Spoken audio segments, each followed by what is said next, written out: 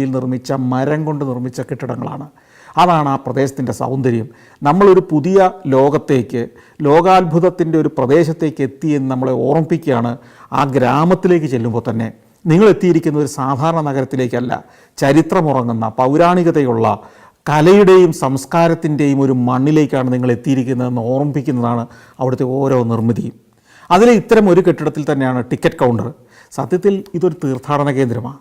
തീർത്ഥാടന കേന്ദ്രത്തിൽ സാധാരണഗതിയിൽ ടിക്കറ്റ് വെച്ച് ആളെ കയറ്റുക എന്നത് മര്യാദകേടാണ്. അത് വിയറ്റ്നാമികൾക്കും അറിയാം. ഒരു കമ്മ്യൂണിസ്റ്റ് രാജ്യമാണെങ്കിലും തീർത്ഥാടന കേന്ദ്രങ്ങൾ അല്ലെങ്കിൽ ദേവാലയങ്ങളൊക്കെ ഭക്തിയോടെ തന്നെയാണ് അവർ സംരക്ഷിക്കുന്നത്. നിരവധി ഭക്തർ വിയറ്റ്നാമിലുമുണ്ട്. ഇന്ന് ഈശ്വരാരാധനയും പ്രാർത്ഥനകളും പൂജകളും ഒക്കെ അവിടെ അനുവദനീയവുമാണ്. ഏത് മതസ്ഥർക്കും അവരുടെ മതപരമായ ആചാരങ്ങൾ അനുഷ്ഠിക്കാനുള്ള അനുവാദമുണ്ട്. അതുകൊണ്ട് തന്നെ ഈ ബുദ്ധവിഹാരത്തിലേക്ക്, ബുദ്ധക്ഷേത്രത്തിലേക്ക്